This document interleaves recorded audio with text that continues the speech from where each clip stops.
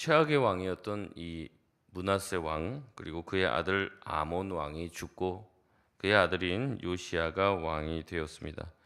요시야가 왕이 된 나이는 8살이었다고 얘기합니다. 1절에 보면 요시야는 8살에 왕이 되어서 31년간 나라를 다스렸다고 얘기합니다. 이 요시야에 대한 평가의 말씀은 2절에 기록하고 있는데요. 우리 2절 말씀 같이 한번 읽겠습니다. 시작. 요시야가 여호와 보시기에 정직히 행하여 그의 조상 다윗의 모든 길로 행하고 좌우로 치우치지 아니하였더라. 아멘. 요시야는 자신의 할아버지와 아버지와는 전혀 다른 신앙의 길을 갑니다. 요시야는 남왕국의 크게 칭찬받은 두 왕 중에 하나입니다. 이제 자기의 증조 할아버지가 되죠. 히스기야 그리고 요시야입니다. 특별히 요시야에 대해서는 뒤에 조금 더 언급이 되어 있습니다. 그가 좌로나 우로나 치우치지 아니하였다라는 말로 그의 인생 전반이 다 하나님의 말씀에 순종했던, 정말로 하나님 보시기에 정직했던 왕으로 굉장히 큰 칭찬을 받습니다. 우리가 이제 뒤에 더 본문에 나와요. 이게 요시야에 대한 내용이 이제 굉장히 길게 서술되어 있는데, 요시야에 대해서 열왕기하 23장 25절에서는 뭐라고 얘기하냐면, 요시야 같은 왕은 이전에도 없었고 이후에도 없었다, 이런 평가를 듣습니다. 그러니까 전무후무한, 하나님이 보시기에 기뻐할 만한 왕이었다는 거예요. 이런 왕이 없었다는 거죠. 이런 위대한 왕인 요시야의 등장은 갑작스러운 일이 아닙니다. 이미 열왕기 상에서 예언이 되어 있던 내용입니다. 이제 좀 많이 거슬러 올라가야 됩니다. 솔로몬 때까지 거슬러 올라가야 돼요. 솔로몬 왕 사후에 이제 나라가 두 쪽이 나죠. 솔로몬 왕이 우상 숭배를 하고 그것으로 인해서 나라가 통일 왕국이었던 이스라엘이 북이스라엘과 남유다로 이제 분열되게 됩니다. 그렇게 분열될 때 북이스라엘의 왕은 이제 여로보암이 되었고, 남유다의 왕은 이제 솔로몬의 아들인 르호보암이 왕이 돼 있어요. 그리고 북왕국의 이제 왕이었던 이 여로보암이 왕이 되자마자 한 짓이 뭐냐면 산당을 짓고 거기다 금송아지를 세우고 사람들로 하여금 예루살렘에 갈 필요 없고 가까운 데서 예배드려라, 그래서 예루살렘으로 가지 못하도록 만들었다는 거죠. 이 여로보암의 영향이 굉장히 오랫동안 북이스라엘 또 남유다를 지배했다고 말씀드렸습니다. 그래서 이 여로보암이 굉장히 악한 문화를 만들었다는 것을 하나님이 여러 번 이제 지적을 했다는 거죠. 근데 여러분, 하나님께서 그렇게 할 줄 아셨을까요? 모르셨을까요? 이미 알고 계신 거죠. 그래서 여로보암이 산당을 만들 때부터, 그렇게 분양할 때부터 하나님이 강력하게 경고를 하십니다. 열왕기상 13장 2절에 보면요, 하나님께서 하나님의 선지자를 보내요. 그 선지자의 이름도 나오지 않는데 이렇게 얘기합니다. 열왕기상 13장 2절에 하나님의 사람이 제단을 향하여 여호와의 말씀으로 외쳐 이르되, 제단아 제단아, 여호와께서 이와 같이 말씀하시기를, 다윗의 집에 요시야라 이름하는 아들을 낳으리니 그가 내 위에 분향하는 산당 제사장을 내 위에서 제물로 바칠 것이요 또 사람의 뼈를 내 위에서 사르리라 하셨느니라 하고. 아멘. 이미 이제 여로보암, 북이스라엘의 여로보암 왕이 이 산당 제사를 시작할 때부터 하나님께서 하나님의 사자를 보내셔서 그 하나님의 사자가 이제 요시야라는 왕의 탄생을 예언을 한 겁니다. 그러니까 어떻게 보면 열왕기서의 기자는, 이 상하를 기록한 이 열왕기서의 기자는 요시야의 탄생을 이미 안 사람이죠. 이 요시야의 탄생이 이미 이제 열왕기 상에서부터 예언이 돼 있다는 거예요. 그러니까 지금 시간이 어느 정도 걸렸냐면 한 300년 정도 후에 이제 요시야가 탄생이 된 것입니다. 근데 이 얘기를 듣고 이제 여로보암이 화가 나니까 이제 칼로 그 하나님의 사람을 쳐 죽이려고 딱 하는데 손이 갑자기, 들었던 손이 이제 뻣뻣해지는 거예요. 그러니까 이제 살려달라고 하니까 하나님의 사자가 기도를 해주니까 다시 손이 풀리는 그런 장면이 있습니다. 그 뒤에 좀 스토리가 더 있는데 또 이제 뒤에 내용에 또 나오니까 더 말씀드리지는 않겠습니다. 요시야가 이제 등극했을 때 그 나라의 상황은 하나님을 따르기에 적절하지 못한 상황이었죠. 왜냐하면 앞에 있었던 이제 므낫세 왕 또 아몬 왕, 자기의 할아버지 아버지가 너무 우상 숭배를 오랫동안 한 거예요. 이제 둘이서 이제 우상 숭배한 그 시간들을 기록을 해 보면은 굉장히 오래된 거. 50년이 넘게 하나님이 아닌 이 우상과 하나님을 겸하여 섬기고 하나님의 성전 안에도 우상을 많이 들여놨습니다. 그런 문화 속에서 8살의 왕이 됐어요. 그러면 이 나라를 정말로 하나님의 뜻대로 자기가 아무리 바로 선다 한들 이 개혁하기가 쉽겠습니까? 어렵겠습니까? 어려운 일이에요.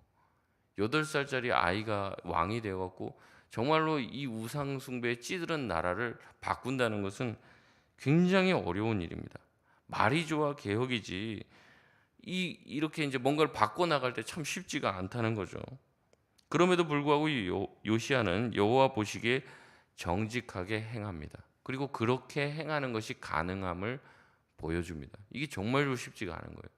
저도 지금 이제 거의 40대 중후반에 이제 담임 목사로 왔지만 제가 뭔가 교회 뭐를 바꾸려고 해도 쉽지가 않아요.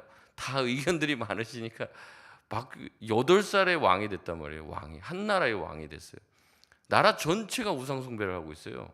근데 이 우상 숭배를 딱 끊고 하나님을 섬기는 이 신앙으로 가겠냐는 거예요, 이게. 너무 불가능해 보일 거죠. 근데 요시아는 그 일을 행합니다. 요시아는 4절에 백성들이 낸 돈으로 성전을 수리하게 했어요. 이 돈이 아마 많은 사람들의 호주머니로 들어갔던 건데 그렇지 못하게 합니다. 성전에 사람들이 출입하며 내는 그 돈으로 성전을 수리하게 합니다.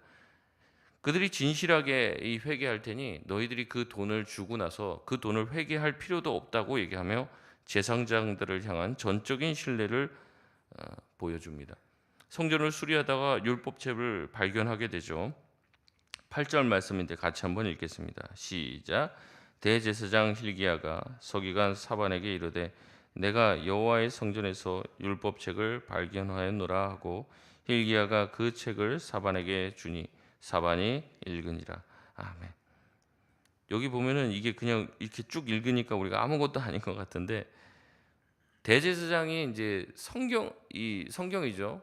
율법책을 발견하게 됐는데 뭐라고 얘기냐면 내가 여호와의 성전에서 율법책을 발견하였노라 이러면서 굉장히 경탄하듯이 얘기를 하는 거예요.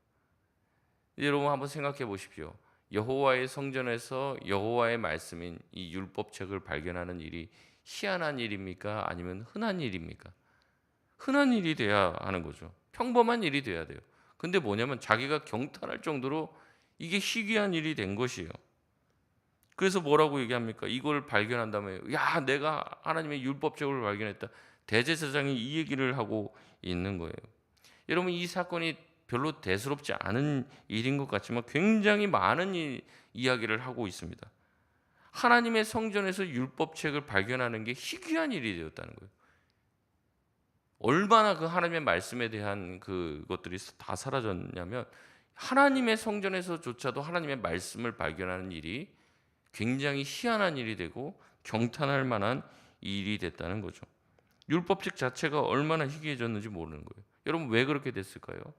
이 므낫세와 아몬 시대에 너무나도 많은 우상 숭배가 성전 안에까지 다 들어와서 하나님의 성전 안에 막 아세라 목상을 갖다 놓고 뭐 이렇게 됐잖아요. 근데 그렇게 한 50 몇 년, 거의 60년 가량을 그렇게 했어요. 일제 강점기가 35년입니다. 근데 그렇게 해도 우리가 지금 그 영향을 지금도 받고 있잖아요. 근데 어떻습니까? 이때 60년 가까이를 우상 숭배에 전념을 했던 나라란 말이죠. 그러니까 하나님의 말씀이 남아 나겠냐는 거죠. 우상 숭배자들이 활개쳤어요. 우상 숭배자들이 다 국가 주요 요직을 다 차지했단 말이죠. 므낫세가 55년, 아몬이 2년 다스렸다고 합니다. 57년. 뭐 그다음에 뭐 이렇게 여러 가지 뭐 나라가 이제 세워지고 또 흥망성쇠를 반복하는 그 시간까지 포함해서 60년 가까이를 우상 숭배를 했습니다. 반세기를 그랬단 말이죠. 하나님의 선지자들이 다 씨가 말랐어요. 다 잡아 죽였습니다. 므낫세가 그렇게 했다고 그랬죠. 예루살렘의 이쪽 끝에서부터 저쪽 끝까지 무죄한 자의 피가 가득했다. 얼마나 많은 하나님의 선지자를 죽였는지 모른다라고. 하나님의 선지자 되는 것은 죽으러 가는 거예요, 그냥. 누가 선지자가 되겠습니까? 그런 시대 가운데 요시아가 왕이 된 거예요. 이 종교개혁을 일으키기가 굉장히 어렵고 거의 불가능에 가까운 시대. 하나님의 말씀이 아주 희귀해진 시대에 이 요시아가 종교개혁을 성전에서부터 일으키려고 한 거죠. 여러분, 성전에 하나님의 말씀이 발견되는 것은 희귀한 일이 되어서는 안 됩니다. 그래서는 안 되죠. 성전은 하나님의 말씀으로 꽉 차 있는 곳이 되어야 할 줄 믿습니다. 하나님의 말씀이 가득 차고 성전에서 드려지는 모든 제사와 예배는 하나님의 율법책에 규정한 대로 드려야 되는 거죠. 말씀대로 해야 되는 거죠. 근데 말씀이 가장 희귀한 곳이 성전이 된 것이에요. 여러분, 이 모습은 지금 우리에게도 여러 가지 교훈이 됩니다. 여러분, 지금은 성전이 없죠. 지금 성전은 어디에 있을까요? 제가 늘 말씀드리지만 여기는 교회 당이지 성전이 아닙니다. 뭐 이제 성전으로 표현하시는 분도 있는데 적절치 않은 표현이고, 성전은 뭐라고 성경에서 말합니까? 우리가 성전이라고 얘기하죠. 너희가 하나님의 성전인 것과 하나님의 성령이 너희 안에 계신 줄을 너희가 알지 못하느냐 말씀하고 있잖아요. 그러니까 신약 시대에 와서 성전은 누구예요? 우리 자신입니다. 그리고 내 마음 안에 성령께서 들어와 계시기 때문에 내가 성전이에요. 그래서 성전이 거룩해야 되잖아요. 그러니까 너희가 거룩해라, 그렇게 하나님께서 말씀을 하고 계십니다. 그러면 성전이 우리라면, 우리의 마음이 성전이라면 오늘 말씀을 비춰봤을 때 우리의 마음과 우리 자신의 심령 가운데 무엇이 가득 차 있어야 돼요? 말씀이 가득 차 있어야 되는 거죠. 지금 이 요시야 시대에 어떻게 됐다고 했습니까? 하나님의 말씀이 성전 안에서 희귀해진 거예요. 발견하니까 와, 말씀 발견했다 이러고 있어요. 지금 하나님의 성전이 우리 자신도 말씀으로 가득 채워져야 하죠. 여러분, 암송하시는 말씀이 얼마나 되십니까? 아, 나이가 들어서 뭐 그래도 여러분 기억하시는 건 또 잘 기억하신다니까요. 우리가 말씀으로 계속 우리 자신을 가득 채워야 되는 거죠. 하나님의 말씀으로, 우리 안에 말씀으로 은혜 받고 말씀으로 내 자신을 채우는 일들에 대해서 등한시해서는 안 돼요. 근데 이 일을 안 하다 보면요, 내 안에서 하나님의 성전이라고 하는 내 심령 가운데서 말씀을 발견하기가 쉽지가 않은 거예요. 정치와 세상 돌아가고 뭐 세상 시세, 시장에서 뭐 가격이 얼마가 되는 거, 이런 거는 머릿속에 빠삭하고 내 안에 가득 차 있는데 하나님의 말씀은 없는 거예요. 말씀이. 그러니까 희귀한 시대가 된 거죠. 그러니까 어떻게 됩니까? 므낫세처럼 하나님의 성전 안에 아세라 목상이 들어가 있고 다른 것들이 들어간 거예요. 내 안에 하나님보다 자식을 더 사랑하고 하나님보다 내 인생의 어떤 앞날에 대한 두려움이 더 크고 걱정과 근심이 내 안에 가득하다는 거죠. 하나님 생각 안 합니다. 말씀을 우리 안에 채워넣지 않으니까 우리 삶이 흔들리게 되는 것이죠. 그래서 가끔 은혜 받으면 깜짝깜짝 놀라는 거예요. 하나님의 은혜가 내 안에 들어오니까. 여러분, 요시야는요, 이 일을 발견하고 어떻게 합니까? 그 율법책을 나에게 이제 읽어보라고 얘기하죠. 근데 말씀을 읽고 나서 11절에 어떻게 합니까? 율법의 말씀을 듣자마자 곧 어떻게 해요? 옷을 찢었다는 거예요. 듣자마자 옷을 찢었습니다. 이 옷을 찢는 행위는 회개를 얘기합니다. 회개를. 듣자마자 어떻게 해요? 자기 삶이랑 자기 백성들의 삶이랑 하나님의 말씀이랑 너무 동떨어져 있으니까 가슴을 찢는 거예요. 옷을 찢어버리는 거예요. 여러분, 우리 가운데도 그래요. 우리가 안에 말씀이 없고 하나님의 말씀이 채워지지 않고 다른 하나님보다 더 사랑하는 어떠한 것이 우리 안에 들어오게 됐을 때, 말씀을 통해서 그것을 지적을 받을 때 자꾸 합리화하고 피해가서는 안 됩니다. 이게 바로 우리에게 회개해야 될 거리가 된다는 거죠. 요시야 또 다윗의 가장 큰 장점이 바로 이거예요. 다윗도 그렇고 요시야도 그렇고 이것이 하나님이 기뻐하시지 않는다라는 것을 딱 듣게 되면 어떻게 합니까? 즉시로 회개합니다. 즉시로. 잘못은 할 수 있죠, 사람이. 근데 문제는 뭐냐면 그 잘못을 자꾸 정당화하고 피해 가려고 하고 문제를 자꾸 덮는 데 급급해요. 하나님 보시기에 기뻐하시지 않는 것이죠. 요시야는 이 얘기를 듣고 옷을 찢습니다. 그런데 요시야가 옷을 찢을 만한 뭐 잘못을 했냐? 그렇지 않잖아요. 아버지, 할아버지가 다 망친 나라를 지금 다시 재건하고 있어요. 이 요시야가. 나이도 그렇게 어린데. 아버지와 할아버지와 다른 길을 가고 있습니다. 하나님이 기뻐하시는 길을 가고 있습니다. 말씀을 들었을 때 회개할 게 얼마나 있었을까요? 제가 봤을 땐 별로 회개할 게 없었던 사람이 요시야예요. 근데 하나님의 말씀을 딱 들으니까 회개할 거리가 막 안에서 튀어나오는 거예요. 말씀과 딱 자기 자신을 비교해 보니까 너무 차이가 나니까 우리는 막 정당화시키죠. 아유, 목사님, 우리가 뭐 예수님입니까? 아유, 목사님, 뭐 우리가 이거 하나님 말씀대로 다 할 수 있습니까? 자꾸 덮어요. 자꾸 덮고 피해 가려고 하고 정당하고 뭐 이 정도 하면 됐지 뭘 그런 것 갖고 그러냐 이렇게 하는데 요시야는 그렇지 않았다고요. 작은 것 하나라도 말씀에 비춰져 그게 정말 하나님이 기뻐하시지 않는다는 것을 깨달으면 옷을 찢을 줄 아는 사람이었다는 겁니다. 그래서 요시야는 뭐라고 얘기합니까? 우리 13절 말씀 같이 읽겠습니다. 시작. 너희는 가서 나와 백성과 온 유다를 위하여 이 발견한 책의 말씀에 대하여 여호와께 물으라. 우리 조상들이 이 책의 말씀을 듣지 아니하며 이 책에 우리를 위하여 기록된 모든 것을 행하지 아니하였으므로 여호와께서 우리에게 내리신 진노가 크도다.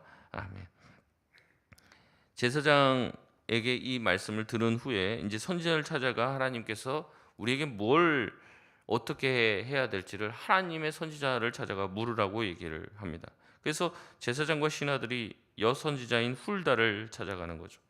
훌다는 얘기합니다. 네 앞에 있었던 왕들이 너무 악하게 오랫동안 행했기 때문에 하나님의 진노를 잠재울 방법이 없다는 거예요. 근데 뭐라고 얘기냐면 19절 말씀 뒤에 보면 뭐냐면 그 아버지 때 할아버지 때 그 악행도 하나님이 보셨지만은 기억하고 계시지만은 지금 요시야가 하나님 앞에서 회개한 것도 보셨다는 거예요. 그것도 들으셨다는 거예요. 네가 여러 가지 표현을 씁니다. 옷을 찢고 말씀을 읽고 옷을 찢고 통곡하며 겸비했던 것을 내가 듣고 보았다. 하나님이 그런 말씀을 하십니다. 19절에 겸비하다라는 이 말의 뜻은 겸손하다라는 뜻도 있지만 무슨 뜻이냐면 항복하다라는 뜻이 있어요. 항복하다. 그러니까 하나님 앞에서 하나님 무슨 말씀을 하시든지 내가 전적으로 항복합니다. 이렇게 이야기하는 것이죠. 그래서 하나님은 20절에 얘기합니다. 요시야에게 평안한 죽음을 허락해 줄 것이다. 그리고 내가 내릴 재앙이 너의 때에 일어나지는 않게 하겠다라고 얘기합니다. 네가 하나님 앞에서 정직하게 행하기 때문에 너가 하나님이 내릴 그 재앙을 보지는 않겠다고 말씀을 해 주십니다. 실제로 요시야는 31년간 나라를 다스리고 생을 마감합니다. 그러니까 8살에 왕이 되었고 31년간 나라를 통치했으니 그가 이제 40을 못 넘기고 이제 사실은 죽은 거예요. 요절을 했다고 볼 수 있는 거죠.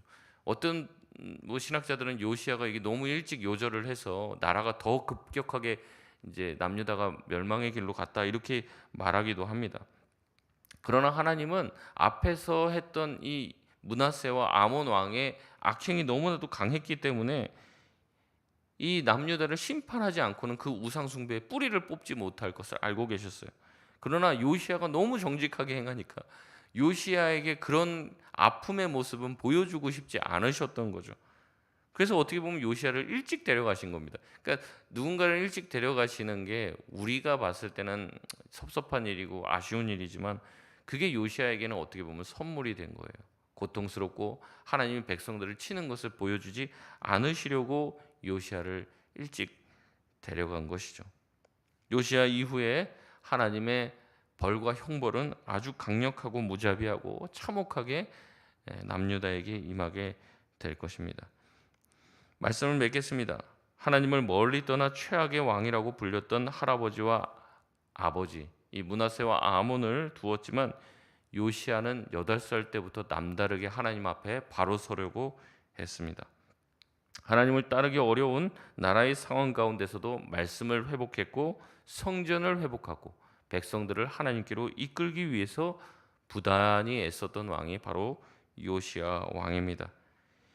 이 사실만 봐도 우리는 핑계할 수 없음을 알 수 있어요. 내가 뭐 불교 집안에서 태어나고 우리 집에 뭐 무당이 있고 뭐 비구니가 있고 그래서 내가 하나님 앞에 나아갈 수 없었다. 그런 말 못 하는 거예요. 이 요시야도 완전히 우상 숭배 그 집안에서 태어났는데 하나님 앞에 바로 섰다는 거죠. 또 거꾸로도 마찬가지입니다. 우리가 믿음의 뭐 4대 5대 집안에서 태어났다고 자부심을 느낄 이유도 하나도 없습니다. 왜냐하면 히스기야를 보면 알 수 있어요. 히스기야도 그리고 그 앞에 있는 왕들도 선한 왕들이 즐비했지만 이 히스기야라는 믿음의 아버지 밑에서 정말로 최악의 왕이라고 하는 이 므낫세가 태어났습니다. 그리고 50년이 이상 그렇게 우상 숭배로 물들인 거죠. 그 나라를. 믿음의 아버지 밑에서도 철저한 우상 숭배자가 태어날 수도 있음을 보여줍니다. 그리고 그런 우상 숭배자들 밑에서도 누가 태어나요? 바른 신앙인인 요시야가 태어날 수도 있음을 보여줍니다. 그래서 우리가 각자 하나님 앞에서 바로 서야 돼요. 우리의 배경을 가지고 자꾸 얘기하면 안 되고 우리 자신이 정말로 하나님 앞에 정직하게 행하고 있는가. 오늘 말씀을 통해 다시 한번 우리 배경을 핑계 삼지 않고 우리의 과거를 자랑 삼지 않고 늘 하나님 앞에 단독자로서 하나님 보시기에 정직하게 행할 수 있는 저와 여러분이 되시길 주의 이름으로 축원드립니다. 우리 시간 합심해서